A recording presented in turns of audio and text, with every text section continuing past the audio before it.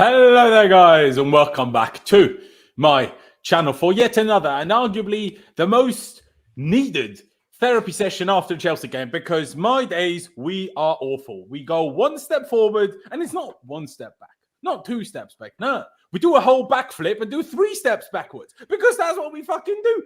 I mean, 39-year-old Thiago Silva gifted the opponent literally goal and the win, essentially, because that 3-1 killed everything. Reece James, supposed to be our captain, gets himself the 2 most moronic yellow cards you'll ever see. Cucurella, the moron, 2 minutes later, gets himself suspended for the next game as well with 5 yellow cards. What is wrong with these lot? Mate, it's absolutely mental. Sterling scores an absolute screamer, and it's for absolutely nothing. Our last 4 games, mind you, right? Always with Chelsea being the home team, right? 4-1, 4-4, 1-4. Are we mental? Are we mental? Like, what is that? Like, what is that of a goal difference? How many goals is that? I can't even think. 9 goals for, 9 goals against? In 3 games? Are you stupid? What is that? Poch was on the touchline. By the way, no one spoke about that until yesterday evening. I don't know why no one knew about that one. I certainly didn't. Maybe I just missed it. But, mate, it's just so boring. It's so boring how shit we are and how, like, we went 1-0 down, and I was like, I know we came back in the last game 3 times. Still thought the game was dead. Then we actually do come back, and it means fuck all.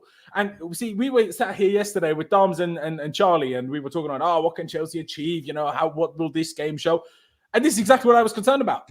This is exactly what I was worried about what happened today. Not to this extreme, obviously, not with, James getting sent off, not with Thiago Silva literally gifting them a goal, but literally proof that, well, we have our good days, but let's not pretend that we are all of a sudden good. We are still shit that just sometimes have a good day.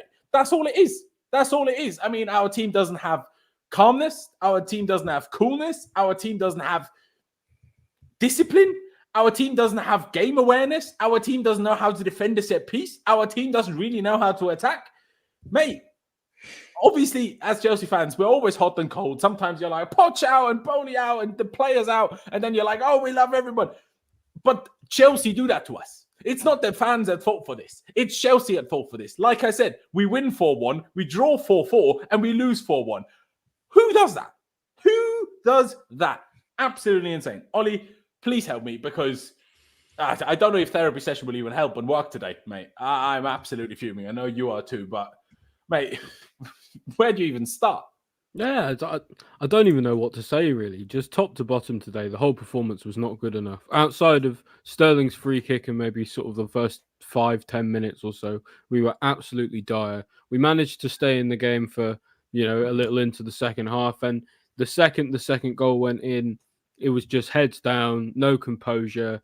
And then the third one went in. And after that, you knew we weren't getting back into the game. It's just absolutely dreadful from just tactically, just attacking, defending, just everything that you're not supposed to do as a football club we did today.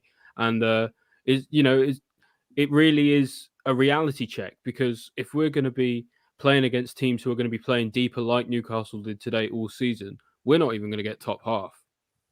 But did Newcastle even play that deep? I feel like they played pretty deep, I would say, but they just hit us on the counter like they're supposed to do, which is the clear blueprint to beat us. And they beat us resoundingly today. They had 3 shots on target and 3 goals when it was 3-1. Just crazy. And we were so wasteful as well on the other side. Jackson had a chance, Gallagher had a chance, Enzo had a chance. Badiashile, I think, had a header. Like, if we were as good going forward as Newcastle were today, we'd be looking at another 4-4, 5-4 crazy game. But it just goes to show that we're going to have hot and cold games, because we're a hot and cold team. As the team improves, there's always going to be those inconsistencies now. And today we just had too many players be too inconsistent at the same time. Exactly. That's exactly it. Like I say, I'm not sure if Newcastle were necessarily purely just sitting deep, because I feel like we so often they kind of, I'm not sure if press high is the right word, but they were high up the pitch. We won the ball back. They just stayed high up the pitch and gave it back to them immediately. Sometimes we managed to go through them, but then our attackers were all completely useless. And that even goes for Raheem Sterling. He scored an absolute banger of a goal, right? But I don't think he went past Trippier in a dribble once. No, especially considering the performance he put up against Walker, who by all accounts is better than Trippier, really. Exactly, except at attacking, maybe. But... Yeah, except at attacking. So, Again, it's the case of, like, even with our older players, we've got an inconsistency. So it's like I don't understand why it is sometimes we just don't show up as a team. Because like if we played like that in either of the games versus Spurs or City, we would have lost 10-0 in both of them. Like the scoreline almost flattered Newcastle a little bit today. Like it was so poor from us, so poor again. It's just so weird. It seems like, and this is not a new thing. Like how many seasons have we gone through now where it feels like if there's a big game, and I'm not saying Newcastle isn't a big game. Obviously, they're first of all a good team, but they're not a rival. Yeah, big team, City, Spurs. We turn up, we try fucking everything. This happens. Stupid errors, can't pass, can't control the ball. Reece James loses the plot completely. There's no discipline either. So just disappointing. It really, really is shocking. It makes me so angry. I mean, at the same time, obviously, you're right. Like, this is the inconsistencies that you have to accept with a young team. But the thing is, no, I don't, because I didn't choose to only buy young players. But at the same time, the problem is the one that made the biggest mistake of the day is 39, not 19. So yeah, it's exactly. like, I mean, to sit here and say, oh, the young players are at fault. I don't know if it's that simple, but it's difficult. First of all, thank you for coming back on. I appreciate it. Where do you even sit here? Because to me, now sitting here talking to you guys in the chat and to you both, obviously being in the call, it literally feels like self-sabotage. Like, I just can't understand how the second half goes the way it does. And to be honest, looking back at it, it kind of all started with that clothesline by Joelinton on Reece James. Now, people will say, I should have been sent off. And I personally don't think that he should have been sent off for that. It's just a bit unlucky. I don't think if that's a red card in football, we'll get a red card in every game nowadays. And I don't think that's how it should be. But the way Reece James lost the plot, Thiago Silva was trying to calm him down for like 5 minutes. And then we played a free kick because obviously we're still giving this free kick. Reece literally punts it into the opponent and we nearly concede from it. And when I saw that, I was like, we've lost the plot. Now, to be fair, very first few minutes of the second half, at least Reece himself looked to be calm and collected again. But then he got himself booked for kicking the ball away. I'm like, bro, not only are you a captain, but even if you weren't the captain, it doesn't matter, man. Like, you need to keep it cool. Even if you're not captain, you're one of, if not the best player that we have. You can't just lose your shit. Get booked for this, get booked for that. Like, what is it? It's a disgrace. I'm sorry. I started with you, Pice, and then I went on a whole rambling.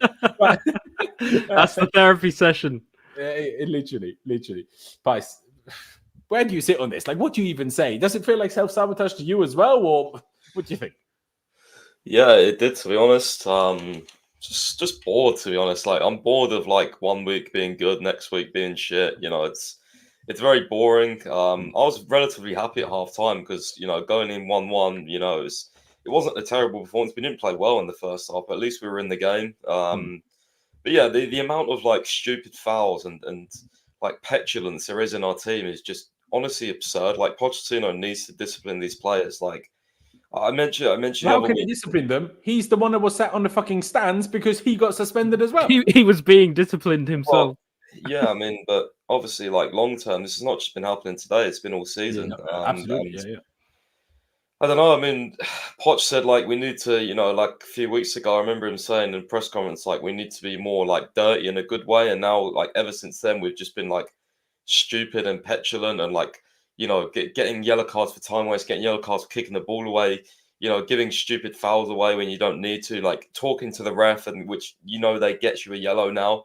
Like, it's these little things that are, like, pissing me off more, because it's like those are the things that are costing us today. Like, we literally give away like 3, 4, or 5 fouls. Like, we gave away so many fouls in the same sort of sequence before they scored. Like, how many times do you want to let Trippier put the ball in the box? How many times do you want to let their defenders attack the ball?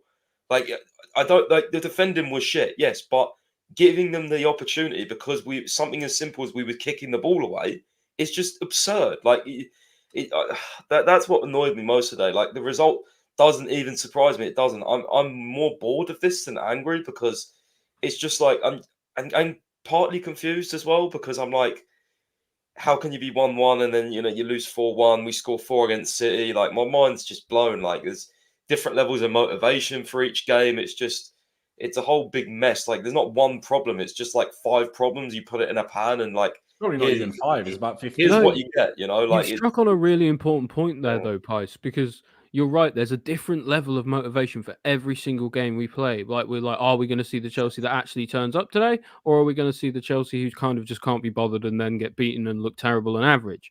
And we can't keep doing that. We have to build some kind of consistent level of effort into every game that we play. We can't just turn up against the big teams, because if we only win against the big teams, we're still going to finish in the bottom half because all the little teams will still beat us. I'm not trying to say Newcastle are a small team either. We don't actually win against the big teams. We just draw. Yeah. So that makes it even worse. Like, we might play well, but we don't even win. Yeah, exactly. And so we just need to put that same level of effort into like beating the teams that we should be beating, like Newcastle, really. And there's no excuse. It's just poor discipline. Should we be beating Newcastle when you look at where they are as a club and where we are as a club? I'm not sure. Absolutely should be beating them. I don't know, mate. With the amount of injuries they've had, with the amount we've spent. I don't understand this. They literally played with one of their strongest teams. Where's this narrative coming from? They had Isak. They had a 17-year-old in midfield.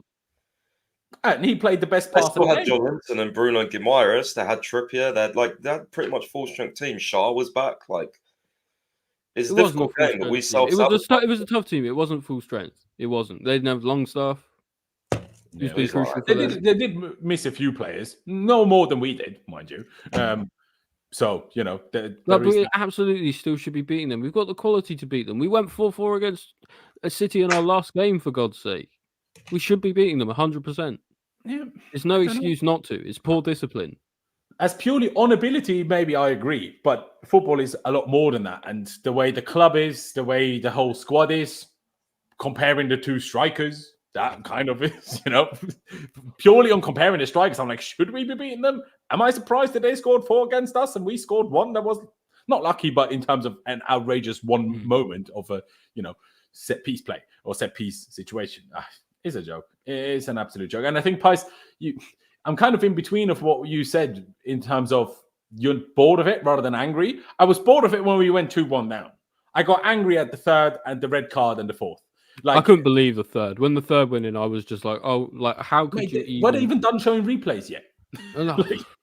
It's a joke. And I see on my phone, all of a sudden, it says 3-1. I was like, sorry, what? And then I look at the TV and Thiago literally gives the ball away.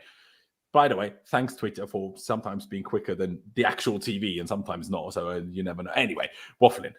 It's just typical. It's just typical. And honestly, in hindsight, I'm not even really sure I'm surprised. Now, again, the fact that we lost 4-1, that is surprising and annoying and whatever else. The fact that we lost, not really at all. Because let's not forget who we are. And when I say who we are, I don't mean Chelsea Football Club that won every trophy between 2004 and 2012. Or 2013. I mean Chelsea of the last 2 years, where we don't play more than 2 or 3 good games in a row. What was anybody thinking that we could get a win at Newcastle? Are we meant to? Obviously we can't. And it's our own fault, really, as fans, for even believing it. Because why would we all of a sudden be able to play 3, 4, 5 good games in a row? Why? You could argue the fact that at least that we lost today makes it more likely we win the next game. If we won today, probably would have lost the next game. It's just how it goes at Chelsea. It's inconsistencies, but from top to bottom. It's inconsistencies that keep repeating themselves, right? I mean, you and me, Ollie, will go back and forth. Is it Cucurella's fault? Is it the rest of the defender's fault? It doesn't even really matter. But what does matter is that we conceded a goal from a similar issue in the last game. And arguably we conceded 2 of those today. Because against City was that corner that they played short. Then we failed to close them down properly. They put a cross in the box. And then some players tried to push up. Some players stayed. We played someone on side. Easy header. That's essentially not in terms of a header, but that's kind of what happened for that first goal. Badiashile storms towards the ball. Thiago Silva moves up a step, but not enough. But then still would have played him offside. But Cucurella didn't step up at all. And then we had 3 different positions of our defensive line all of a sudden. All sorts of different places, and we're 1-0 down. And then the third goal, was it the third goal? No, it was the second goal. Stupid free kick to give away by Sterling. They literally, they don't even really play it in. They pass it around to the other side. Palmer was like, can't be bothered to close down today, actually. Gordon just plays a cross in, and Lascelles all of a sudden has 5 yard space in our box. 2 games in a row that happens. And I'm like, what is this set piece defending? What is it? It's a joke. And the amount of times we concede stupid goals from set pieces is a mistake. Let me bring up the lineup because we've got to start somewhere. Otherwise, we'll be sitting here for 3.5 hours. We'll just be sitting here shouting. Yeah, literally. I mean, looking at the team, Caicedo was left out because he only arrived from Ecuador super late from international duty. I personally wasn't surprised by that. I know a lot of people were. I honestly wasn't. I was a little bit surprised. I thought it would be Gallagher that drops deeper and Palmer that plays at 10 and Mudryk to play on the wing rather than it being Ugochukwu. It was Ugochukwu. Didn't really work out. So that's that. Otherwise, the only surprise was Badiashile all of a sudden starting. Now, he wasn't great, but I don't think we can say like, the defeat now had much to do with Badiashile as an individual. Yeah, whole defense was poor, but he was poor. Like they all were. Like you say. Like I don't think we can single him out specifically. Yeah, no, exactly. But that was the two big surprises, Ugochukwu and Badiashile. The rest, you could kind of, I'm not even saying kind of, you knew exactly that all of the other players would start. It's just maybe a little bit surprising that Caicedo and what's his face, Dizazi didn't. Pies, thoughts on the team in that sense? Just those two surprises? What did you make of those two surprises? I mean, there was always a chance that, Ugochukwu was going to play because he's been at Cobham, hasn't he, the whole time, and he's been sort of coming off the bench a little bit, and Pochettino clearly rates him. I don't think he's ready as a starter at all, but I don't think it was like one of those where you're like really angry that you saw him start. You was more intrigued, but maybe a little bit nervous. Badiashile, I was happy to see him start, but he didn't play well today at all. A lot of the goals were just us like not tracking players as well. Like I think the first one or the header that they scored was just ridiculous. And the first one where the 17-year-old kid just played the pass through, like Cucurella and Badiashile were nowhere near close enough to Isak, and he's going to score that. So, there wasn't really any other surprises though. To be honest with you, it was a pretty standard team that I think everyone expected. Yeah, very true. Ollie, your thoughts? Those two that came in. I mean, all of us are big fans of Badiashile, so if anything, we were kind of happy to see that. I was a little bit surprised that if it was seemingly we changed something for Newcastle decision, so not go with what we've done recently, Thiago and Dizazi, that if you're playing Newcastle, who obviously have their strength from set pieces, that you're going to change Badiashile for Dizazi, because I'm not really like, Badiashile may be a couple of centimeters taller, but that's not going to make much of a difference. So I don't really see the point of that. I was honestly, actually, the one thing that surprised me a little bit was that Cucurella started and not Cobham left back, because I was actually pretty sure that Poch would do that purely because of Newcastle's strength from set pieces. Then again, we did that against Brentford and still conceded from a set piece, so maybe it just doesn't help. But thoughts on the team, Ollie? Yeah, I think that front four was always expected to start given the last two games. You could make an argument for whether Gallagher drops deeper and you bring Mudryk on, but like I said, that front four had done so well in the past couple of games, so it makes sense to just kind of slot Leslie in like for like with Caicedo. Mind you, it didn't work at all. Badiashile, again, big fan of Benoit, but he was poor today, as well the rest of the defense. So no massive surprises. I hope to expect to see Nkunku soon, because I think he's desperately needed at this point. Yeah, and then we'll play him when he get injured for another 3 months, won't he? Let's be honest, that's our luck. Yep. I saw a thing the other day that said that we bought Nkunku when he was like 24, and he's 26 now, and he still hasn't played for us. It's mental, isn't it? It's absolutely mental. It's like, I mean, Sanchez did obviously play before, but we bought Sanchez as well when he was 25. Now he's 26. I'm like, this is just like, it's like when you play FIFA career mode and then like the board give you instructions to sign like players under a certain age or whatever, and then like you sign them the day after they turn 26. Like that's what it, or they turn the older age. That's what it feels like. It was like, we need to buy players that are 24, 25 or younger. It doesn't matter if they turn 26 2 weeks later though. It's just so weird that anyway. Let's not get too held up on recruitment, because I'm gonna just go even more mental. Let's start at the back. Start with Robert Sanchez. I don't think you can really blame him for any of the goals.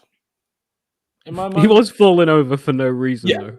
Literally every single set piece they had or corner they had, he was literally falling over. And it wasn't like he was being like pushed over or muscled out in the box. They weren't like crowding the keeper, or at least not that much. Like he had space. He just went down. Like he did it multiple times. Like with no external like into Newcastle players, fall down and call for a free kick.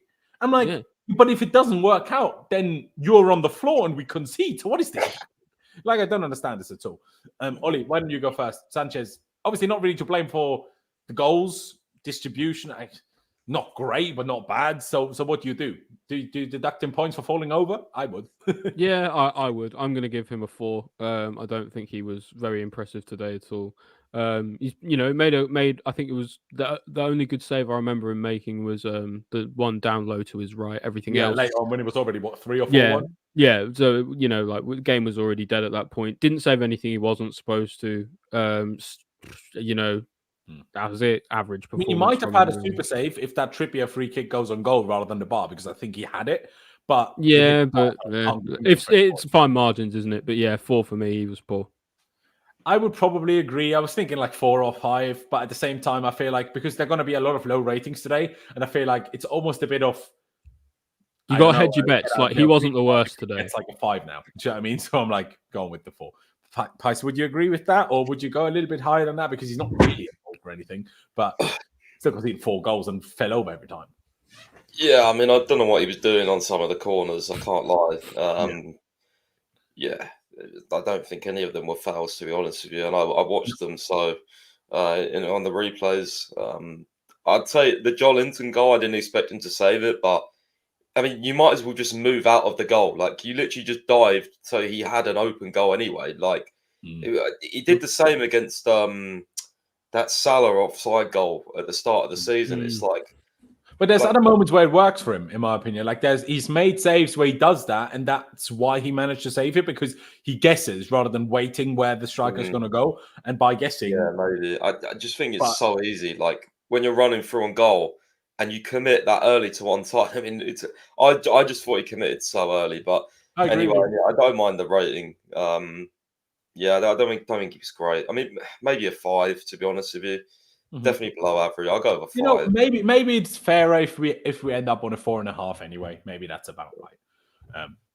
Give him that 4.5 with Pice's 5. I think we're about well off. Pice, why don't you go first and Reece James? Because I think all of us have a couple of words to say on this, because this was the least captain-like thing I've literally ever seen. I mean, to be fair, John Terry did what he did in Barcelona. So even the greatest captains lose their plot sometimes. But you can't do that, no? Like, what is that? Yeah, they were rattled, man. I mean, he was rattled. The other players were rattled. I don't know why. I mean, the Joelinton one, I disagree. I do think it's a red card. I think, you can't come across like that and smack someone in the face. I think that gets normalized now, and that is just, that's the main issue. And the thing is with that sort of foul is like, some will get given and some won't. Like, as with everything, there's no consistency. Like the one against Arsenal, which was that? No, it wasn't Joelinton. It was Bruno, wasn't it? Yeah, was it against when Wolves? he come across and elbowed the Arsenal player? That was the most Bruno against Jorginho. It was, yeah. Like the most blatant red card players, man. Vinicius, the Fulham guy's been elbowing people. Like, did it against Thiago Silva, didn't he? Like, when did this get on international duty? Joelinton, apparently, I hadn't seen it. I was just heard people on Twitter talking about it. My commentator, apparently, Joelinton did essentially the same thing against Argentina, and he did get sent off. Now, obviously, a referee all the way in South America is very different to a Premier League ref, and we can't say better. Well, it's a fucking different joke, because Reece took it past him, and it was almost like, I'm going to get you back for that. Like the way he ran across, it was just like, he knew what he was doing, is what I would put it as. But don't you think the only reason why I wouldn't say it's... I mean, I agree it can be a red card. I'm just not... Well, I'm like, it has to be. Because to me, if Reece doesn't like kind of almost lean down or bend down because he's like turning, Lascelles' arm doesn't hit Reece in the head. It hits him in the arm. And then nothing happens. So it's not Lascelles, Joelinton. And I don't think Joelinton like purposely like aimed for the head as such, and it's just like an unfortunate collision that happens in football. Your arm's out because you're trying to turn. That's where I'm coming from. But I also get that people say, he's essentially got hit in the head, which I get. But then I've seen the one on Thiago Silva by Palhinha, like you touched on a second ago, Pice, and that wasn't given, and that was way more blatant to me. So I'm like, well, if that isn't given, how can this? If that makes sense. But I guess you could say both should be red cards. I guess that's fair enough. But continue with Reece James. Aside from that potential red card for the opponent, fair enough. In the end, it was unfortunately Reece that got sent off with, I mean, how stupid. The first yellow card kicks the ball away. The second yellow card, what is he doing? Like the distribution from Sanchez wasn't great, made it a difficult touch for the Reece. But what is he doing trying to chip it over Gordon, who he should be aware is way faster than him? And then, like, what? We were already 3-1 down because all that happened now, instead you're also missing the next game. Like, we were already losing this one. But now you're just missing the next game as well, and just can't fathom how stupid that is of a captain to do. Do you know what I mean? Yeah, it's really stupid. I didn't expect it from him. Like, I don't know. I just felt he'd be more mature. Like, he's played enough games now to know that you are a very good player. People are going to react to you. People are going to test you. Like, don't give yourself an opportunity to get rattled. Don't kick the ball away because Sterling did it. Did Gallagher do it? I swear it was like Cucurella. There was like 4 players who kicked the ball away and got a yellow card. What is it with people in our team? Just like I know it's an instant split-second thing. You're frustrated, but you've got to leave that arrogance sometimes. Like, not necessarily from Reece in particular, but from our whole team. I feel like there was this moment where Mudryk got pushed at the end, and then he started beefing. I'm like, bro, we're 4-1 down. The ref already gave a free kick. Why are you beefing? Like, just move on. What is this? It just seems there's just so many of them just seem arrogant in these moments. Even Sterling on that where he gave the free kick away, from which we conceded the second goal. What is he doing? Like, why are you fouling Trippier there? You know they're good at set pieces. That's what I was saying. Like, it's the game management from our team. I know Poch wasn't on the touchline, but still, you have to be mature enough to know and understand. Like, you would have been told that Newcastle's game plan. Yes, they can play good football, but they do a lot of long balls and they thrive on set pieces. I was watching the stream, and when Sterling gave that foul away, and Almiron was backing into him on another one where we give it away. I was literally saying to my screen, "Don't foul, don't foul, don't foul," and we just fouled it. It's like these are the little moments, and if you give them enough, which we did, we give them like 5 or 6 set pieces in a row. Like, I don't understand what is wrong with our team. Why are you doing that? When it's like giving fucking Prime Dyche's Burnley 6 set pieces. Of course they're going to fucking score from one eventually. You know what I mean? Like, exactly. I'd be okay if we give 2 or 3 away, not 6. You know what I mean? It was stupid. But anyway, Reece wasn't good. He was pretty terrible. I got over 3. He was pretty Would poor. you go that high? Oh, okay, fair enough. Yeah, because I didn't on the ball. I don't think he was that bad, but the red card fucked the game like completely for us. And again, stupid giving kicking the ball away is just I hate that. That and diving is just it's so stupid. Honestly, yeah, I agree. Ollie, I'll let you go before I say my piece. Obviously, speak about the if you want to, should it have been a red card for Joelinton, about Reece's 2 yellow cards, and then his performance rating. Yeah, I think it is a red card for Joelinton. I also think Reece, as you know, it's a red card for him as well because he's just done something absolutely moronic. I've had my hang-ups a little bit about Reece ever since he's had the captaincy, to be honest, because a lot like Azpilicueta, he just doesn't seem like a captain at all. Like his experiment, as it were, as a captain has been really poor. First of all, he's never around because he's injured all the time, so he can't even motivate the players on the pitch.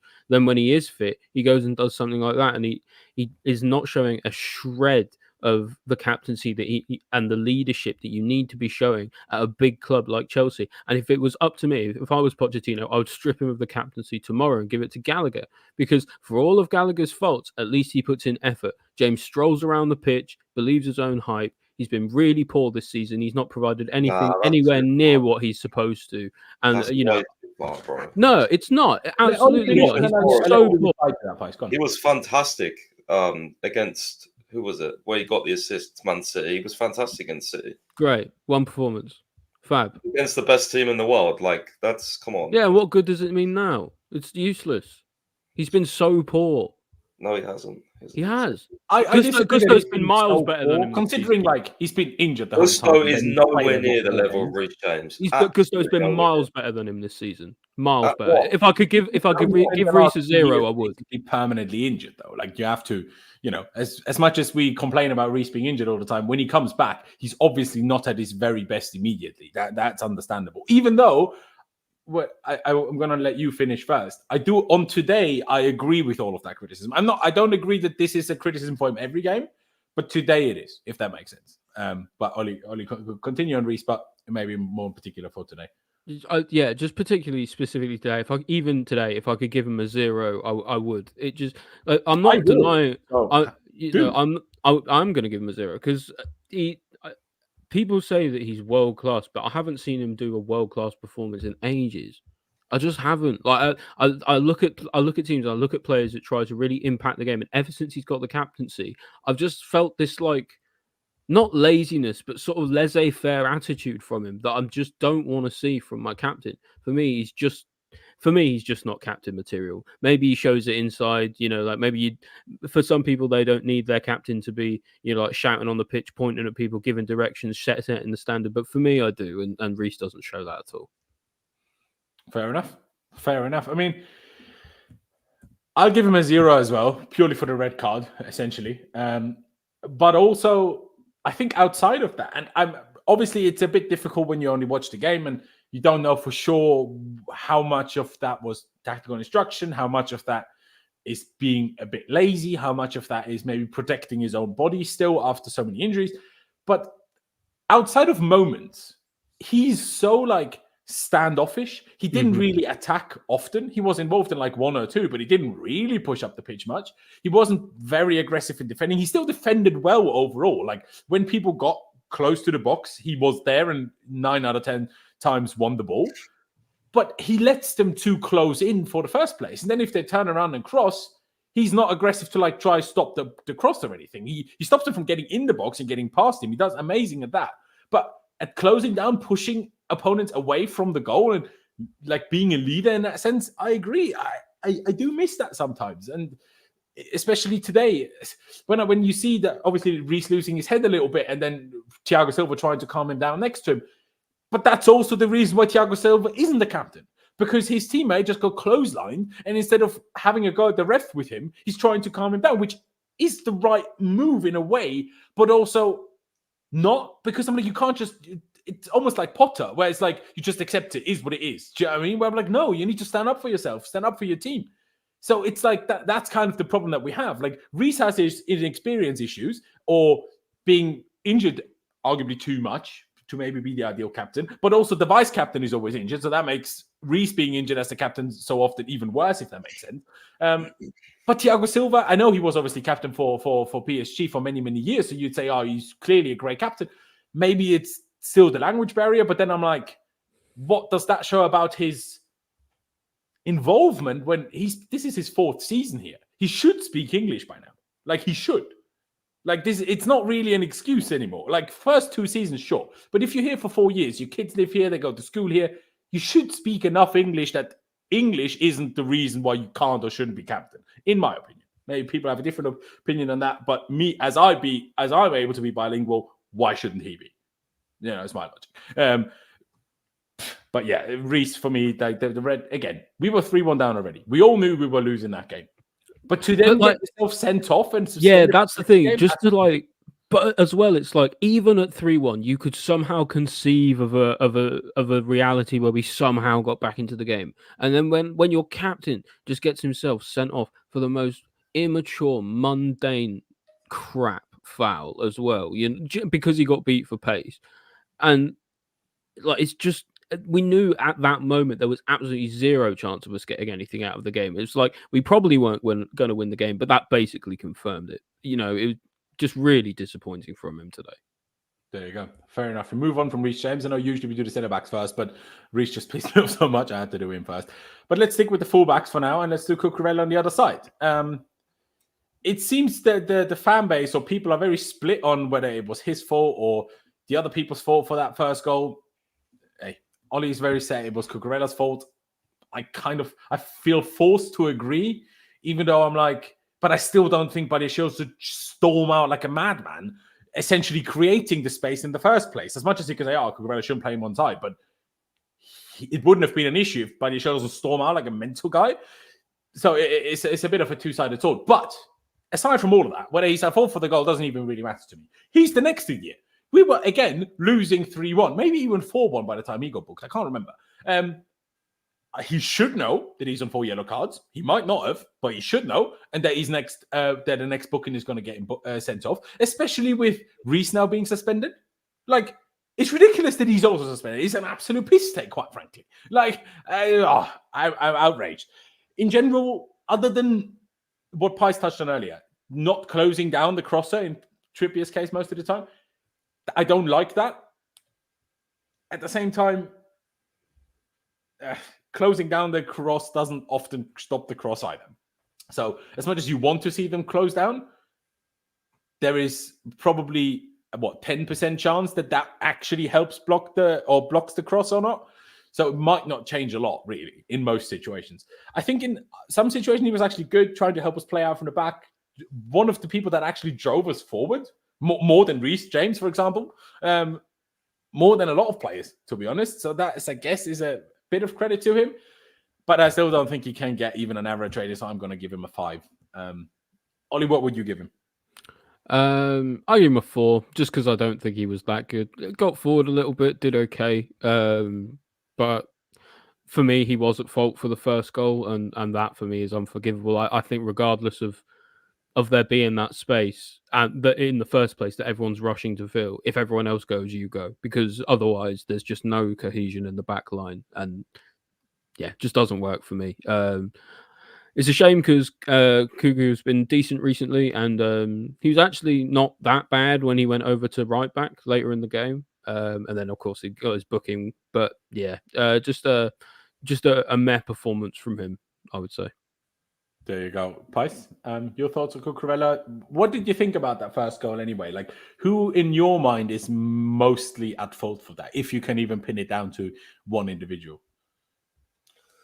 Well, I don't really know, because it was almost like we tried to play them offside, because like we stepped up and then the gap between Badiashile and Cucurella it just looked so far. I would probably say Badiashile, because obviously the striker is the centre back's marker, but Cucurella was like nowhere near the ball either, and just to allow that ball through, like there was no sort of urgency to get out and even like try to intercept the pass either. It was just so like standoffish. It was a weird goal to concede. It was just so split, wasn't it? Because like you say, Yeah, Badiashile, like, I don't think you can say was standoffish. I think he was, if anything, over aggressive. Thiago Silva was kind kind of of like we pushed out, but then like when Miley was about to pass, they all just like stood still, and I was like, I hear what you mean, yeah. And it was like they just let them pass through. I was just like, what? I was just confused. It was a weird goal to concede. A stupid one, obviously, as well. Typical for us, though. Typical. That type of goal is just typical for us. It's just amateur hour. 17-year-old who I slammed in our group chat before the game was like, check Eddie Howe's hard drives. Plays that outrageous pass. I'm like, mate, Cole Palmer today. I'm like, well, no wonder he never fucking started for City. It was dreadful, but we'll get to him later. But Pice, a rating for Cucurella, what would you give him? Just another thing as well is like, against Man City, like I know Haaland scored twice with penalty and obviously the ball across the box, but Man City have got so many good passes and Haaland is like amazing at running behind. He didn't get that space apart from that shot against Sanchez, but it wasn't actually in the box. So that happens against City where we pretty much, not obviously isolate Haaland because he still scored twice, but we did relatively well against him. But today, a 17-year-old can play a through ball to Isak, who's a good striker, and it's just, you know what I mean, with the inconsistency. It's like, I just don't understand. Like, why is our defence so shit one game and then another game it's like pretty decent? I don't understand that. Me neither. But yeah, and I don't even think it's individuals either, because I think Badiashile's a better player than Disasi. But maybe, you have to keep Disasi in there today in hindsight because he's had that, partnership with Silva. This is Badiashile's first start of the season. Maybe Poch got it wrong. I mean, I don't know. It looks like it on paper, but I mean, what turned out not on paper, but yeah. Cucurella, I don't know. He was there. Like he wasn't awful, but he wasn't good either. I'd probably give him like a 5, to be fair. There you go. Overall, leaves us at a 4.5 again, though. And we move on to the centre backs. Let's just get it out of the way. Thiago Silva broke the record for being the oldest outfield player to ever play for Chelsea today. And he proved why that's not a common thing. Yeah, that was my tweet after when it happened, and maybe it was a bit harsh in the reaction, like in the heat of the moment. But I said, well, this is why 39-year-olds don't often play Premier League football, because what is that? Like, we can criticize Reece James, we can criticize for the red card, we can criticize Cucurella for not stepping up, or Badiashile for stepping up too aggressively, or the Sterling for the foul before the 2-1. But what really killed us today, and what really killed that game today, is that third goal. At 2-1, we could still come back into it. Like, I'm not saying we necessarily would have, but we could have. I know Ollie said we even could have at 3-1, but the likelihood of that is then so small that I wouldn't even call that could have anymore, right? But at 2-1, we most certainly could have. And Thiago Silva single-handedly ruined that. And I find it so strange how every few dozen games, like every 40, 50, 60 odd games, he makes this one super howler. And I just can't understand how this happens to someone like Thiago Silva. Like, obviously, it's just unlucky, and he tries to touch the ball, accidentally hits it too far in front of him. Joelinton slips through and has the ball. It's a split second, half an inch of a mistake in a way. But it has such bad consequences where I'm like, we talk about our immaturity. Like, I saw it here, like Texas Blue put it here. That was another thing. Maturity issues don't take a season to fix, especially when you have this young of a squad. This is something that will take several seasons to correct. And as much as I agree with you, and this is my problem and why I've had an issue with the way we've recruited, as much as they've been good players, I've still had certain issues with the way we've recruited. The problem is the thing that fucked us today is the 39-year-old, none of the young ones. And that's kind of what ruins the whole thing. Just blame it on the young play or blame it on the young squad and lack of maturity. I don't know. And this is sometimes the issue I have with Thiago Silva. A bit like with Sterling, they just seem like the type of experience and leader players that rather than dragging the others out of the mud, they kind of find themselves getting dragged into the mud by the others. I'm not sure if that's even letting off Thiago, if I'm being honest, because you just can't do that. Outside of that, I don't really think he did anything wrong, if I'm being perfectly honest. I can't really remember where I'm like, Thiago should have been better here. But it doesn't really get worse than this. And for me, that's a 0. I'm sorry. You literally cost us the game. So that is awful, and it can't happen. And for who he is, this has happened a weird amount of times. And when I say a weird amount of times, it's probably like 5 or 6 times since he's been here. But for who he is, that's still a lot. Do you know what I mean? True, he did also slip and fall over and give a corner away. Excuse me, we didn't concede from that corner, but still, it was kind of hilarious. Pi, so let you go first. You probably think it's a bit harsh to go 0, and I understand that because on the basis of everything, it's definitely not an out-and-out objective 0. But in terms of how it impacted the game, to me, clearly is a 0. And I can't sit here and say, but his pass completion was quite good and he wanted some duels. I don't care, bro. You literally gifted them the decisive goal. For me, I can't do anything other than 0, but obviously you might be different. So what would you give him, Pice? It's so hard to argue with a 0, to be honest. It really is so hard. And he did cost us the game, so you probably have to go with that, yeah. I mean, he's done this twice now. This was, today, and actually, obviously, West Brom game. He's had a few errors where he's obviously lost his marker and stuff, but he's only ever done this twice, so I don't want to be too harsh on him, where he's, miskicked the ball to someone. But, it's just like, why did it have to be today? After the international break, it's like a really shitty moment to do it. So, yeah, it didn't even happen at home where, we can get behind him. It's away at Newcastle. It's a terrible place. It's the last place you probably want to make a mistake like that. And obviously when that goal went in, it was game over.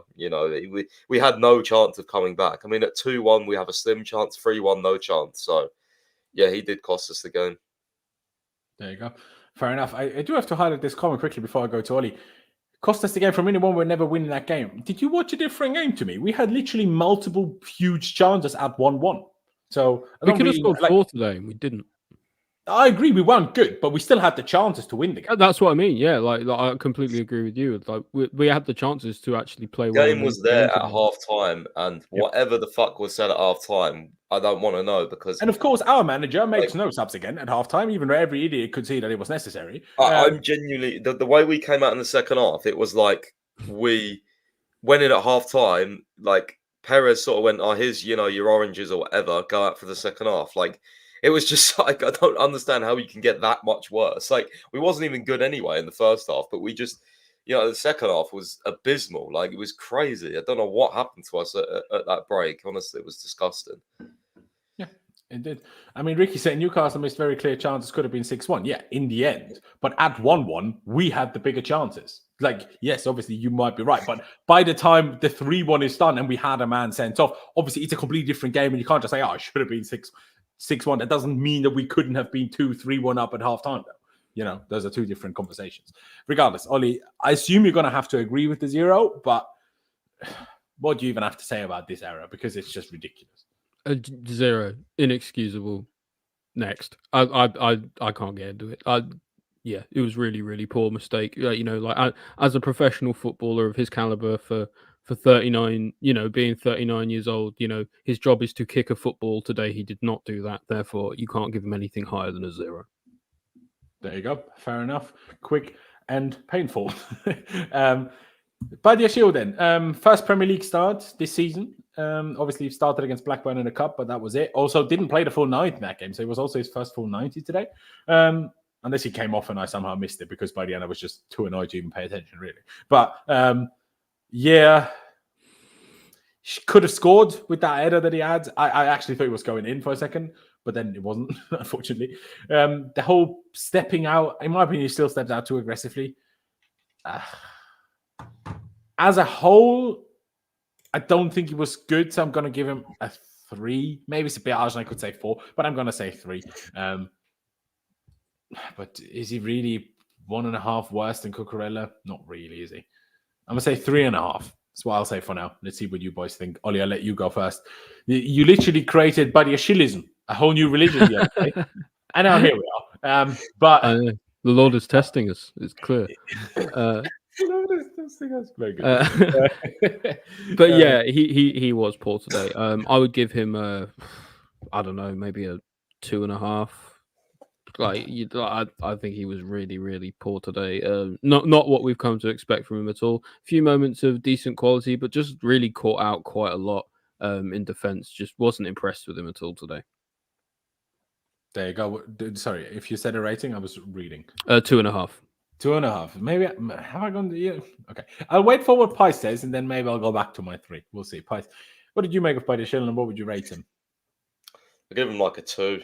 I mean, he cost us goals. The 4th goal as well should have probably blocked the shot, done a bit more. That 1-on-1. I never had any faith in him there, and that was disappointing.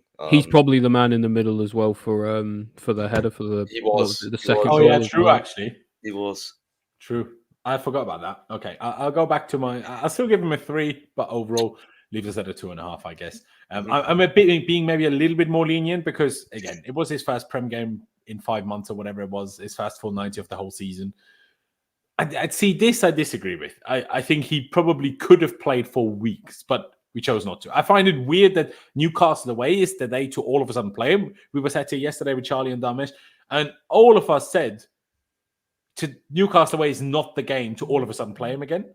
But yeah, I mean, Poch went for it and it didn't really work out. But yeah, there you go. Let's move up the pitch. Let's do Gochuku. I don't really know. This is probably the first one where I have to bring up the stats and see what that says to kind of help me. I thought he had a rough game, to be honest. He did. But to me, for the most part, he had the similar game to what I always think when he plays, where I'm like, I don't really see you do anything other than run after the ball and not get him. And get booked.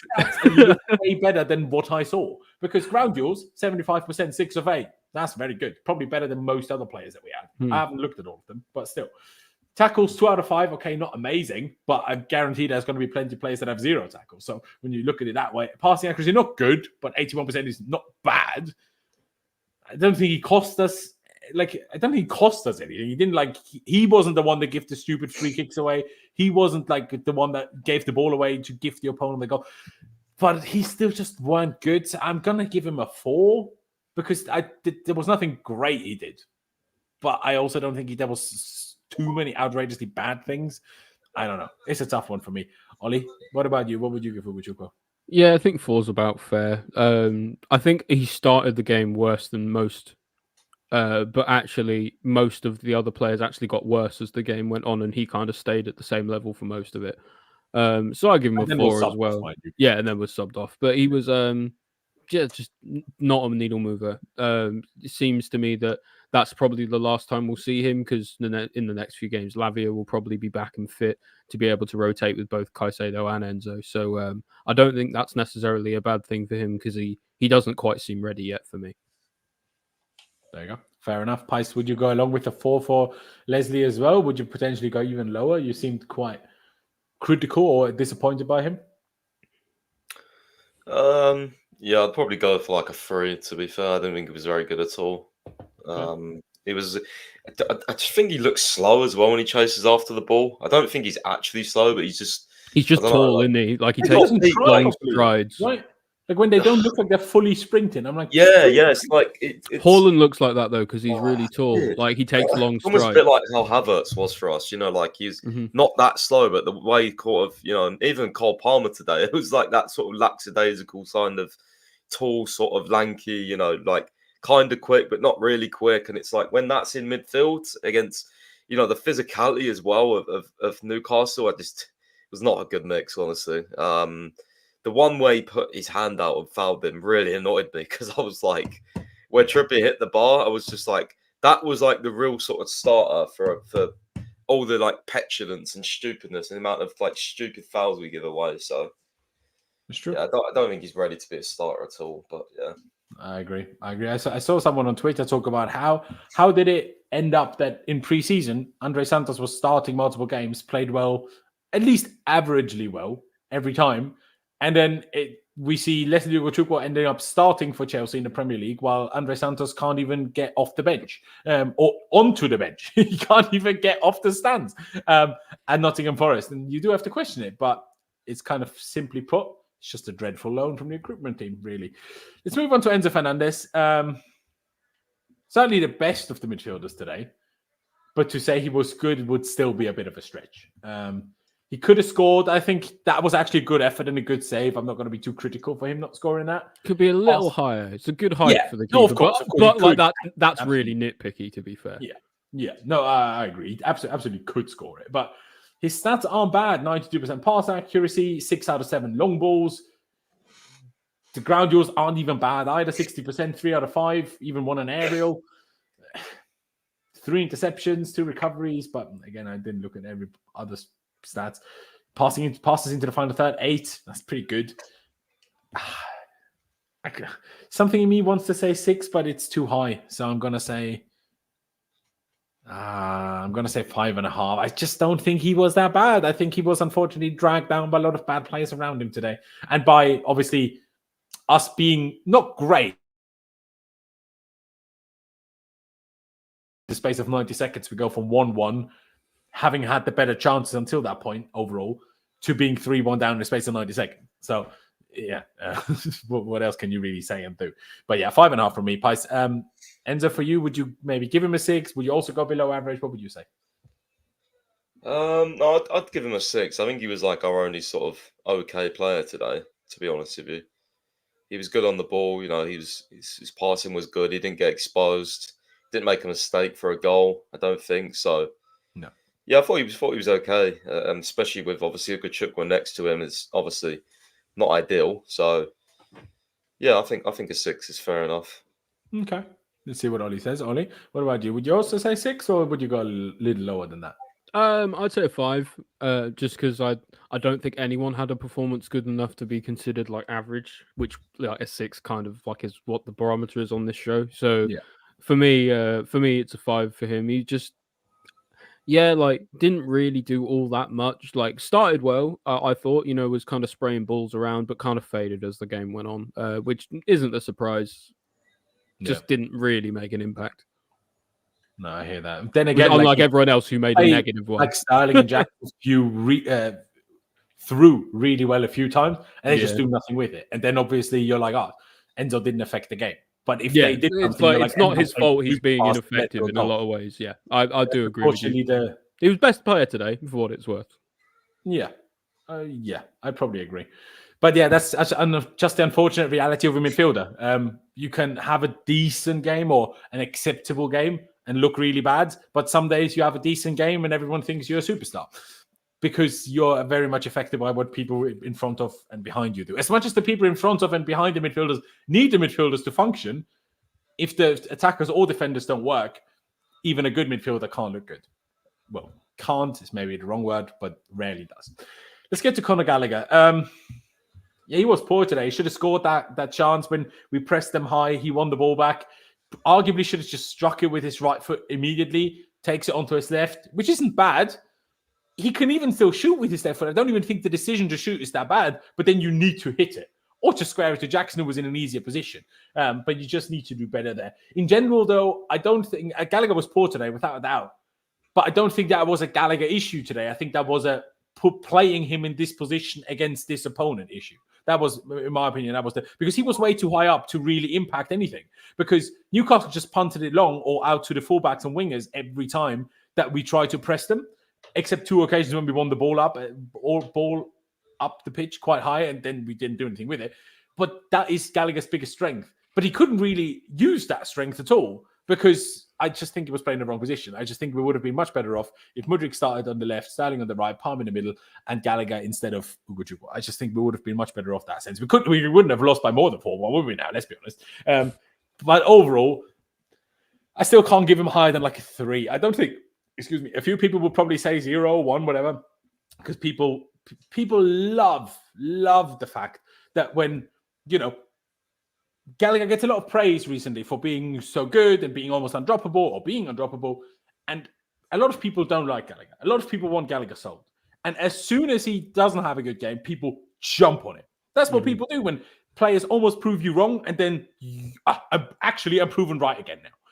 And then people, because they felt almost so like hurting their own souls for being wrong, and they like jump to the complete extreme opposite end of the reaction and say, "Oh, he's the worst player ever." Hey, he weren't good today, but he weren't the worst player ever. That's for sure. But yeah, I'll say 3, but he definitely wasn't good. Ollie, why don't you go first? Yeah, 3 for me. The same as you. Much of the same reasons you. Didn't affect the game nearly as much as he should have done. But again, maybe it's the caliber of opponent we're playing against. We needed someone who had a bit more creativity in that 10 spot. Maybe we should have had Palmer at the 10 and Sterling on the right, Mudryk on the left or something. I don't know. Maybe that would have improved things.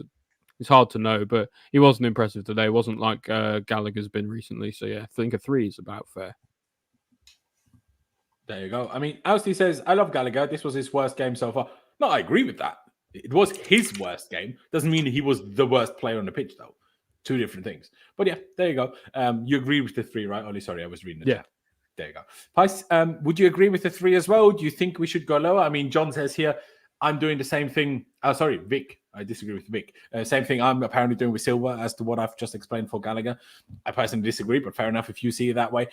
Pice, do you think it should be lower than a 3? I don't know. When you look at his stats, passing accuracy at 83%, but it's 15 out of 18, just wasn't a lot. He had 34 touches, 1 successful dribble, 1 out of 1 successful cross, 1 out of 1 long ball. He has 100% for dribbles, crosses, and long balls, but obviously only attempted 1 in each of them. 2 out of 3 tackles. Ground duels wasn't good.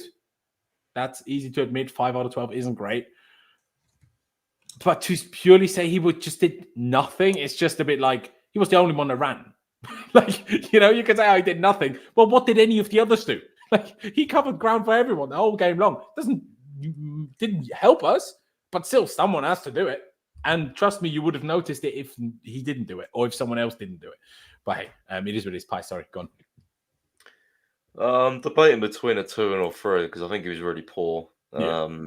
34 touches. By the way. I just want to clear that up. A 3 34 is a really touches bad rating. says it all as well, doesn't it? 34 touches, not good. No. Yeah, he was really sloppy on the ball, man. Really, really sloppy. Yeah. I don't know, man. 3 or a 2. Has Ollie given a rating yet? 2.5 if you want, but has Ollie given a rating yet or not? Yeah, he said 3 as well. Okay, we'll go with 3 then. Fair dues. Let's keep it simple. Let's get to Cole Palmer. Unfortunately, he had his first.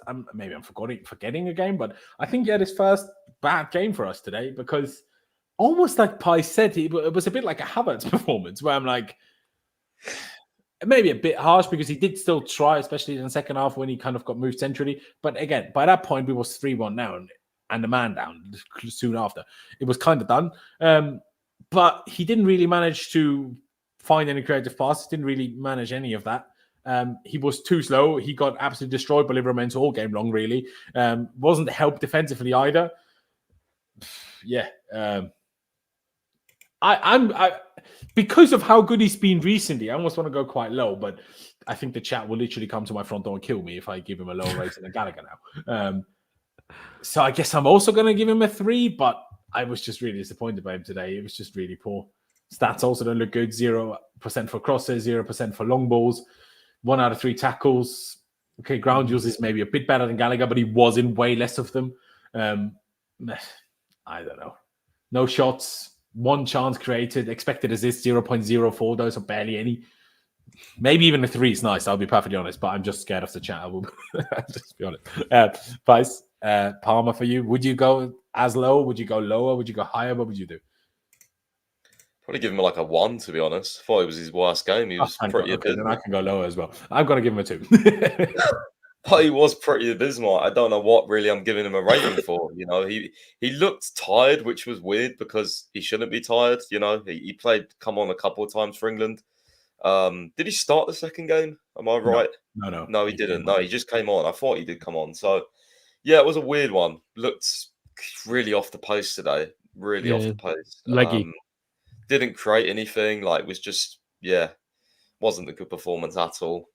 But, you know, he's a young player. These performances are going to come. You know, we've had it very well so far with him. So, yeah. You just saw that he's 21 and I think only turned 21 recently as well. No, that's not true, in May. But still, that today was proof that they're young. You know, people say, oh, age doesn't matter. I disagree. Age doesn't matter. Age doesn't matter in terms of ability, but age matters in terms of how well you prepare yourself to be consistently at your best. And you learn that as you experience just being a professional. It worked really well for Silva today, though. Yeah, but, you know, there comes a limit as well on the other end of it. Yeah. There's a limit to it. But obviously, you're right. But then again, you know, Palmer's only played as many games in his whole career as Thiago Silva probably did, I don't know, with a broken foot or something. Do you know what I mean? And I'm not even going to be too harsh on Palmer. It happens. You're 21. You're going to have a bad game every now and again, and maybe Newcastle away. Again, I just don't understand why in this type of game he plays on the wing. I just don't think he should be. I understand because Gallagher has been so good and it's worked that's why we stuck with it. But this isn't the type of game where someone like Palmer should be on the wing, in my opinion. Newcastle away is not that game. Not for me, anyway. But yeah, Ollie, finish that one off for us. A 2 and a 1. What would you give him? Yeah, I think a 2 is fair. Mainly because him and Gallagher were kind of like 2 cheeks of the same arse today. In just that they were really ineffective in what they were trying to do, and they were isolated a lot, and they didn't really see that much of the game. So yeah, I'll go with a 2 for Palmer just because of how good he's been recently. I think it's fair to judge him critically when he's poor if we judge him really well when he's good. So there you go. Fair enough. Leaves us at a 1.5 overall. And we get to Raheem Sterling. Before anything, little applause for that goal. Was an absolute beauty. Unfortunately, it didn't really help us anything. But a little stat for you guys out there. My commentator said that this was only the 7th time in Premier League, or in his own career, that Raheem Sterling took a direct free kick in the Premier League. And this was the 2nd time he scored. And also, don't forget that free kick he had against Bournemouth at the end of last season when he smacked it. Or was it this season when he smacked it? This season when he smacked it against the bar. My guy's got insane free kicks. Why has he only done 7? Like, he needs to be on free kicks now. You touched on this in the group chat, Ollie. Why on earth did, when we had another free kick second half, did we then give it to Reece? Now, fair enough. Maybe the argument is he's not going to hit another one this well for another few weeks. Maybe that was the logic. But if you've already scored one, you're allowed to take the next. You get the point. You get the free kicks of that game, surely, from that position. Because it was. It's not like it wasn't like the angle or whatever. But that was the thing. It was like if it was like over on Reece's side or whatever, I would understand. But it was exactly where he took the first one, more or less, to score. So it was like he's already dialed in. Just let him go again. I agree. Ollie, why don't I let you go first on Sterling? Because as the chat said here, I mean, where was it? Like JP really says, good goal, but the performance wasn't that good. That's kind of what I think what all of us think. But the question is, what rating does that end up with? JP says 4.5. Is that where you'd go or something different? I'd say 4.5. Personally, just because I thought, like, if he didn't score the goal, then he'd be down there with Gallagher and Palmer. He didn't do anything better. Yeah, because he really struggled. Trippier had him on skates today. Like considering how good a game he had against Walker, who by all accounts, at least defensively, is better than Trippier.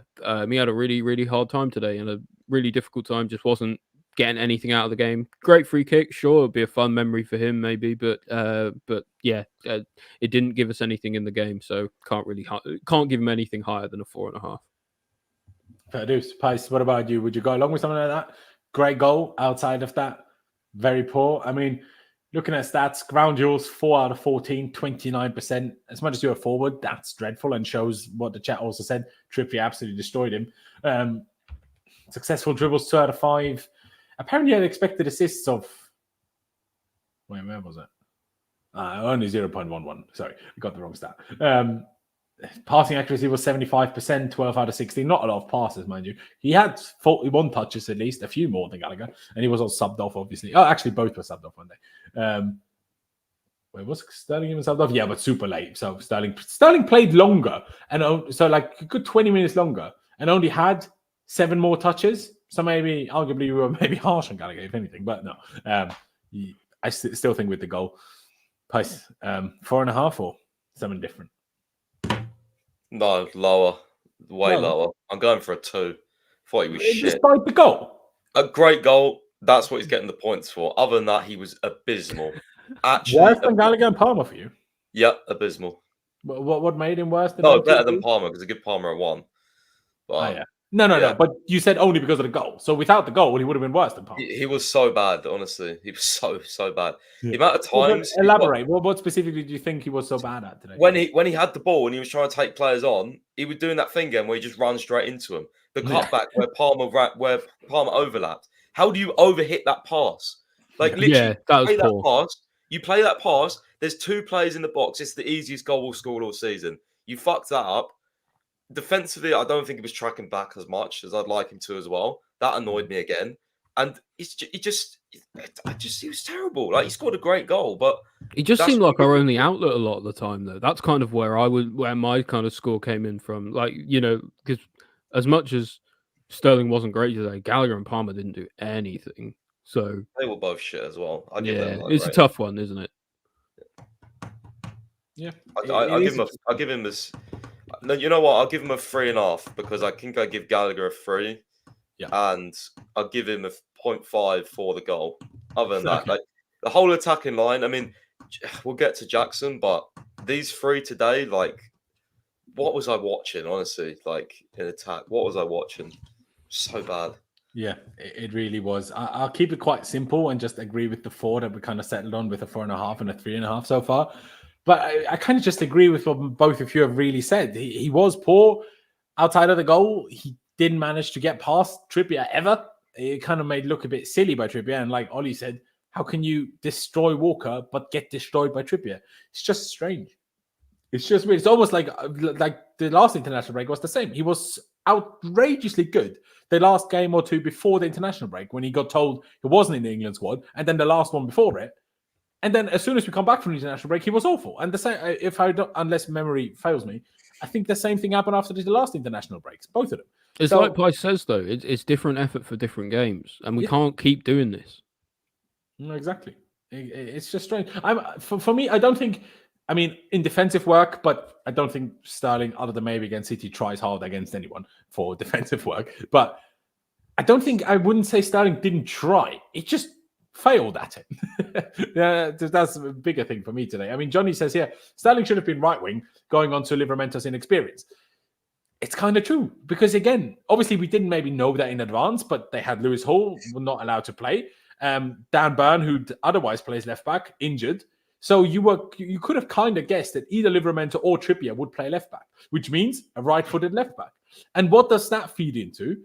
A left-footed attacker that constantly cuts inside because Palmer doesn't have the pace to go around them. So playing Palmer on the right wing even fed into helping them defensively. Like they had to makeshift because they didn't have a left back available. But because of who we put there, it made it even better for them. So it's again where I'm like, okay. Mudryk on the other side. Adapt. Nothing at halftime. Nothing, right? Mudryk and that's where Mudryk on the outside would have been really good against like if you had Sterling on that side against Livermento's inexperience, you have Mudryk on the other side to go at Trippier with pace.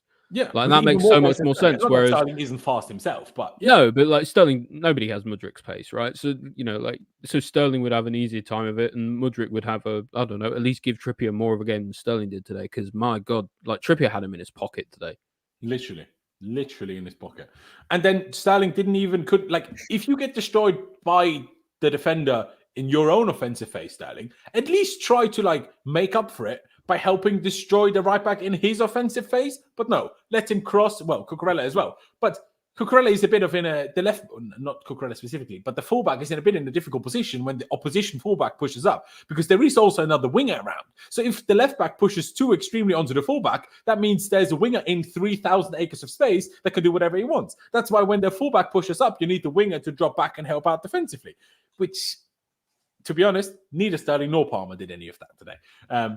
But yeah, let's move up to Nicholas Jackson. There was a few moments where he held the ball all right, but otherwise, and I put this in a group chat, his movement, when it's not about making runs in behind, is so bad. The amount of times he ran into almost the path of Sterling or Gallagher or Palmer when they had the ball, when Reece or Cucurella were in positions, or Sterling, in positions to potentially cross, where he moves, where he runs. I'm like, mate. And then that position when he gets the ball in such a good position, he's literally 6-7 meters in front of goal as a striker, bouncing for him. Perfect to smack it on the volley. All of us have played football. There's no more beautiful feeling in football than a ball bouncing in front of you and you just smack it. If you then hit it right, no matter how shit you are at football, you can score a screamer. If you have some sort of idea how to swing your foot, right? Everyone can do that. But our striker decided, no. Let me control it, try to turn around, lose the ball, give them a goal kick. What? What is that? I know he scored 4 goals in the last 2 games. And Broja, when he came on, didn't do much more. But again, it was 3-1, maybe 4-1, but 3-1 by that point. Nearly a man down, or a man down 2 minutes after that. Don't think he could have done much more. But when you watch Broja, you see a striker. When you watch Jackson, you don't. And that's as simple as that. That doesn't mean Jackson can't maybe become better at this, can't score more goals. He scored a decent amount of goals already. But for these types of games, he's just not the type of striker that you want or need. For a counter, when we counterattack, when we play your Cities, your Liverpools, your Arsenals, if maybe a few others, sure. But in these types of games, even though we hit on the counter a few times today anyway, and even then he was useless. But yeah, it just doesn't work. I'm going to give him a 1. I think he did just enough to not get a 0, but not more, quite frankly. 11 out of 15 passes. 1 successful dribble out of 1, 4 out of 8 ground duels, 0 aerial duels, but not 1, just 0 aerial duels competed for, which that's even worse than winning 0, not even trying to attempt any, not even competing for them. I'll bring this up when we're done with the player race, bring up not a direct quote from Poch, but apparently what Poch is talking about. Poor. But again, this is what you get. I mean, I didn't manage to read the whole interview that Matt Lord did with him, where a few interesting bits came out about how tough he had it, and then he played barefoot until he was 16, of those things, which is why he's later in his development than some European kids who are at 19 already almost completed superstars, like your Mbappes and Haaland. Obviously, they are outrageous in terms of ability anyway and talent, right? But still, if you don't even have football boots until you're 16, well, obviously you're not going to be at your best as a professional by 22, because the others have played in academy since they're 8, right? Obviously, you're going to be in a different pathway and development curve as a player if you don't even have football boots by 16. But you can't help the fact that it weren't good enough today. It's as simple as that. Pies, I assume you agree. Did he do enough for you to get a 1, or are you even giving him a 0? Or maybe you're going higher than me. Maybe I was high. Yeah, I'm probably going to go higher, because I do feel like he was really isolated and he didn't really have that many chances apart from that one on the volley, which he definitely should have hit. But don't you think his movement is the reason why he didn't get any balls? At least on occasions, I felt that way. Yeah, maybe on occasions. I don't think his movement in the box is good, but what frustrated me is I don't know which one of you said it earlier, where he was saying Newcastle played deep. I don't actually think they did. I think they pressed us really high, and there was a couple of times where we could have, definitely counterattacked, and we did, and we kind of got around the box, and it was just sort of came to nothing. And then we slowed down. But to be fair to Newcastle, what they do and what a lot of teams don't do, when Newcastle get counterattack, It's almost like a Atletico Madrid situation. I'm sure all of us have seen that clip before. Atletico Madrid get counter-attacked and literally all 10 outfield players are sprinting back like absolute madmen. And that's what Newcastle is. They lose the ball. We counter-attack.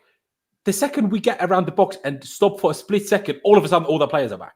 That doesn't happen for us because when we get counter-attacked, only 3 people run back. They're a very physical team and they work hard. And, we were saying earlier about that, Gallagher maybe should have played deeper, so he was in more of those battles. But yeah, I think Jackson was, for me, quite isolated today. I thought he did okay linking up in a couple of moments. I don't want to go too harsh, to be honest. I know why you've gone really low, because like you see it on the outset, you're like, well, he did nothing. So, but I don't know. I feel like there's a bit more. For me, it was between a 1 and a 2, so I was deciding between that. It's just, I saw him in the first half and I was like, and I'll be honest, I made that decision on very early in the game, unless he scored, right? Because I was like, that movement is so bad. Like you are, and maybe it was only a few occasions and I'm portraying it as more now. That may well be the case. But the way it's stuck in my mind, it's like, mate, the way you run, you literally ruin our attacks. Like, you don't even have to touch the ball to ruin them. And that, to me, is a bad sign. And that's why I was very disappointed and a bit annoyed in terms of that's why I went as low. But did you settle on a 2 or do you want to go 3? I don't know. It's really hard to judge because, like, where I'm coming from, Sterling scored a great goal, but Sterling pissed me off way more than Jackson because I actually saw him. Is that because you expect more from Sterling or because it was actually worse? No, because I saw him more. Like, he was on the ball more. So, yeah. I don't know. It just, and I give him what, a 3.5. So, but where was that energy when Havertz had that same issue, guys? What do you mean? When Havertz didn't see any of the ball, everyone, he's awful, zero shit emoji. Yeah, but Jackson actually doesn't get the ball. He was isolated. Jackson gets involved though. Like Havertz never got involved. He just stood in the box. So yeah, I don't know if Havertz stood in the box. I feel like he had 23 touches, bro.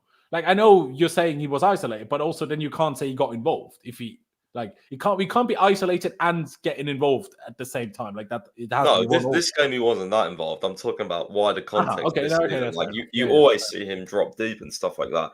Havertz under Tuchel at one point was very, very good. Like, I praised him a lot because even though he wasn't scoring, like the way he was affecting our play was really good. And then there was like several months where it was almost like, okay, you're a striker now, and he just stood in the box and just did fuck all. So, yeah, I don't know. But Jackson, I'll go with like a 2.5. Yeah, I think I'm going to settle on that. One below Sterling. A 1 and a 2.5 so far. Ollie, where would you go for him?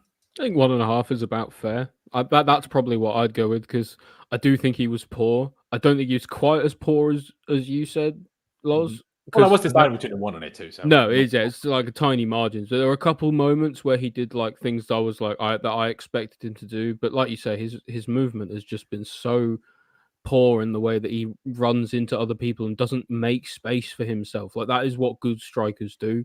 You know, they kind of create something out of nothing, and he created nothing today. And it just goes to show that he really does seem more like a winger than a striker, because that's kind of what he started as, especially with how reluctant he seems to be to shoot. Like, you're the striker. If you're not going to shoot, nobody is. So you have to be making those chances. He actually ran through quite well. That was the one good moment he had, I felt. Took it onto his left foot, and there was an opening to shoot. And I don't know if he didn't trust his weak foot or what happened, but then he tried to lay it off to Sterling, underhit it, they win the ball. If that either the pass goes through, Sterling is one over the keeper, or he just shoots, I think that could be a goal. And I think that was still at 0-0 potentially. Maybe not. Maybe it was a 1-0 down or 1-1. I don't remember. But yeah, and that's just not delivering. Like, you know, just after the past 2 games, that's kind of what it is for me. Is like you can't score a hat-trick against Spurs, then get one against, you know, City, best team in the world, and then not get one against Newcastle at least. You know, you've got to be doing better. Yeah, team could have fed him better, but he also needs to be creating more for himself too. There you go. Sorry, Pies, but this comment by Vic went below. Do you ever listen to yourself, Pies? You ruined the therapy session. Now I need to find an actual therapist. The chat are mad. The chat are mad at Jackson. Invoice the Pies. It's fine. Why am I ruining a therapy session? I think the chat's not happy with Jackson. All right. I don't know. You know, some games I'm really annoyed. I mean, losing 4-1, I should probably be shouting my ass off, but I've just seen this shit too many times now. I'm starting. It's apathy, isn't it? I'm starting not to let it bother me. You know, my birthday's on Monday as well, so I don't want to let it bother me. There you go. Fair enough. I respect that. I want to give you the chance to reply to this anyway, though, because JC is not happy with you. She says, okay, I have a question for Pice. Pin this comment, Laurenz. All right, fair enough then. What makes Pice still have faith in Jackson? Before I let you answer that, Pice, I would reverse the question and say, isn't it a bit harsh to say you have lost all faith in him already for a 22-year-old in his first season in the Premier League, in his third professional season of football? I think it's a bit harsh. Got technically more goals. He's got more goals than like Havertz scored last season, didn't he? Didn't Jorginho wasn't Jorginho our top scorer with like 7 penalties one season? Well, Jackson's got 6 already, so exactly. You know, like, and he's not going to be the long-term striker. So the bar's not high, is what we're getting. But Jackson's going to be a good backup striker, though. Like, you know what I mean? It's what makes you not have faith in him. Like, yeah, he's a bit frustrating, but he has done very well at some points this season. So, you know, I don't think you should have only in some points, mind you. Well, again, I wasn't the one that saw the whole Spurs game, but people told me. I know he scored a hat-trick, but he was still shit. So I don't know how many great moments he then did have, but yeah, there you go. We'll go back to the subs in just a second, even though there isn't going to be much to rate them for anyway. I do want to bring this up by Nizar put this out. That Pochettino says he's very, very angry because Chelsea did not show they were playing for something important today and they need more mental strength. While I agree with him, I just think he's like throwing with stones sitting in a glass house here. Like, he lost his plot so much at the referee stopping the game last time that he got himself booked and suspended from the touchline today. So I don't think you can sit here and say, you know, we need more mental strength. And like, I don't know. Like, I get it and I get what he's saying, but I just don't think with his own behavior, he's really in a position to say that. But obviously he has to because he's the manager. I don't know. It's a tricky one because, well, you set it up. Because I still think it's a bit of a, you failed to make halftime subs. I know he wasn't on the bench, but he's in contact. It's his decision whether we make halftime subs. You failed to make halftime subs. You failed to exploit the fact that they had a left-footed right back, which you could potentially exploit by going around them, but you played a left-footed, essentially number 10 who doesn't have the pace to be a winger and kept him there. You let Ugo Chukwu continue playing the game when everyone saw that he struggled. Like, you know, I don't know. Or even if you can't control, tell your assistant to shout at the players then. Do you know what I mean? Like, I mean, the cameras, unless I missed it, I don't think ever even showed Jesus Perez, the assistant. But yeah, I mean, what do you think about this comment, Pice? Because obviously he's right, but I don't really see the benefit of saying this when he was fucking suspended for not having the mental strength to be disciplined. Oh, the tweet. I mean, he's right. He is right. This is a major problem. I mean, how many, like, go back to Sarri, even before that, Conte was crying, you know, like about mentality. We only show up for certain games and that. This is like, we've cleared the squad out. Like, we all thought it was the squads at the time. We've cleared the squad. We've got a new squad with fresh, young, hungry, young players, and we're still in some games. I didn't think it was the squad, but anyway, go on. Well, you know, at the time, I thought, in certain seasons, I thought there was, not the whole squad, but there were certain players where I'm like, well, yeah, you're the reason. Like, you know what I mean? True. I did think that with especially Alonso, I will say. Yeah, I mean, it's what it is. But he's right, though. Like, you can't say he's not right. Like, you can't score 4 against Man City, surprise us all, and then fucking, like, lose 4-1 to Newcastle. It makes no sense. And I'm not saying we go into this game unmotivated, but there is, like, certain points during the game where you think, like, in other games, we would run harder there. We'd win that tackle. We'd close down that ball. And it just doesn't make sense. But this has been a common theme for many, many years. So this is just another manager, put him on the list of them complaining about the same issue we've had for years. And what is the solution? I don't know, because we've cleared the fucking squad out. So what do you want us to do? Like, you've got to do something now. You've got to change this because, you know what I mean? They're young players and you're the manager at the end of the day. So, yeah. Don't pick the same players if you're angry with some. You know what I mean? It's true. It's very true. I find this actually, Ollie, say what you think before on this comment by Poch. Then I want to mention a comment here. Yeah, he's not wrong, but at the same time, it's kind of up to him as well as the manager to make sure that is delivered. Like, you had 2 weeks to prepare. You know, tactically he got it wrong, and while I don't think the players showed enough today. I don't think he set them up in the best way to succeed. At least, it's easy to say that in hindsight, but I think Potts should be looking at himself as much as he's looking at the players today. Yeah. And that's the thing. Like, it can happen that you set them up wrong because maybe you expect them to do something different, whatever. But I think almost the bigger issue is not reacting to it at halftime when we were fully in the game and you had the chance to change it and to sway the game in our advantage. And you failed to do that. Where is your mental strength in having the bollocks to make a halftime sub? Where is it? I'm just asking. But I see this coming here by Mason. He says, this fan base needs to talk about the fact that our midfield today got outdone by 17-year-old Miley Cyprus, Joelinton, and third-choice Brazilian midfielder. I mean, partly it's true, but let's not forget Ugo Chupa plays for the under, 19s or 21s of France. It was part of the midfield. Gallagher was too high up, in my opinion. And then you had Enzo kind of doing most of the midfield work by himself. And I think people, like, when you say that, this is why I'm like, are we sure we should be beating Newcastle? Jackson is backup striker at Senegal. Mudryk doesn't play particularly well for Ukraine. Palmer got his first call-up now. When without injuries, probably he's back in the under-21s next international break. And who knows if he makes the Euros? Because, I mean, who knows with Southgate, right? None of our defenders play in the first teams of their national teams. Dizazi doesn't. Badiashile does. Not every time anyway. I mean, Badiashile maybe without the injury, potentially, but he wasn't before we signed him. Fofana is on the edge, sometimes in, sometimes not. Like, our players, that's what I think. Our players aren't as good as our fans sometimes think they are. They have the talent to be these super good players, but they aren't yet. And I think that this is why I disagree with you earlier, Oli, where I'm like, should we be beating them so clearly? I don't know. Like, do we have such clearly better players than they do in so many positions? I don't know. And obviously FIFA is ridiculous very often, but it still gives you a perspective of what outsiders think of you. And then you just look at Chelsea's ratings. That's what other people think of us. We are shit. We don't have a single player in our fucking team. It's outrageous. They gave Enzo 81 passing. I mean, that shows you how ridiculous it is. I'm aware. But still, I just don't think we are as good as people think they are in terms of players right now. But that is it. Obviously, it's a separate issue. Let's finish this off quickly with the subs and then obviously the manager rating. The first triple sub was Mudryk coming on for Gallagher. I'm not sure if necessarily they wrote it down correctly, but anyway, Caicedo came on for Ugo Chupa, and Broja came on for Jackson. Then we made two more subs once the red card happened. Colwell, what the flip happened here? Once James got sent off, Colwell came on, and for left back, Cucurella played right back, and then at the very end, Madueke came on for Sterling. Do any of them get a rating?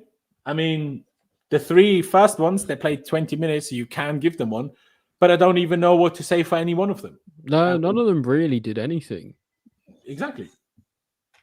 I mean, I can bring them maybe up. Colwell, maybe. I said about 20 touches, 94% pass, only misplaced one pass, but only won 1 out of 6 ground duels. So that's not good. He had 1 tackle. That wasn't successful. I go to Mudryk. He had 10 touches, 6 of 7 passes. Okay. 1 of 1 successful dribbles. To be fair, 2 out of 2 ground duels won. So, Mudryk did something at least. And Broja, 5 out of 5 passes, 100% to be fair. And then just 0 in everything else. Essentially, he had 7 touches. So no, really. Everyone kind of did nothing. Yeah. Except Caicedo was poor, really. Judging by 1 out of 6 ground duels in 20 minutes is poor. I thought Colwell looked all right when he came on, but yeah, I don't think not enough to be worth a rating, I think. Exactly. I mean, Pice, do you agree with that? Or is there anything you want to say about any of these players that came on? I turned the stream off, bro, so I can't even. Fair dues. To be honest, I think I saw like 4-1, or when did you sign up? I saw like Colwell win a couple of draws, and then I think I turned it off. So yeah, yeah. I don't remember Mudryk coming on, so that tells you probably around the rough time. Mudryk came on before Colwell, bro. Did he? Oh, I must not have seen it then. Shows the impact he made. Bro, I was probably just like on Twitter, to be honest, because I saw Colwell make a tackle, and then I was like, "Fuck this!" Just sort of, like after the 4-1, couldn't tell you what happened. I'll be perfectly honest. Literally.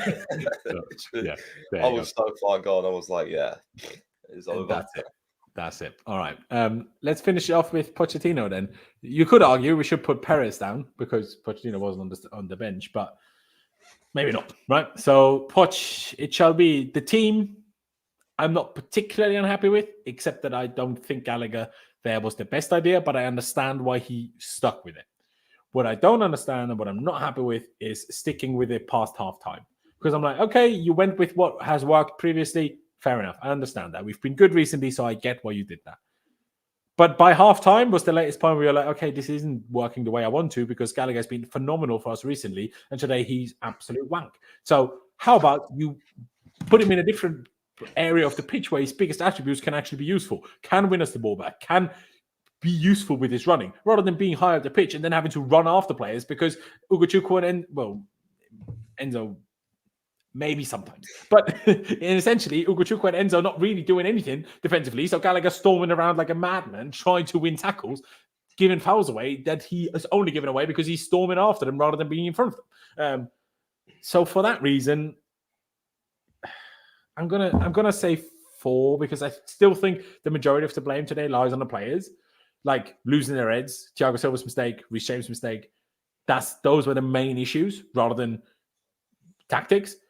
But the way we defend set pieces, and even that you could argue isn't directly on Pochettino because you obviously have a set piece coach, right? But we cannot continue defending set pieces the way we do, and we need to change it ASAP. The funny thing is, like, we were poor, then we brought Anthony Barry in, then we were all of a sudden good for a few months, then we became poor again. Anthony Barry left, we are still poor, and Bayern have now gotten poor. So I don't understand. But at set pieces, not overall Bayern are poor.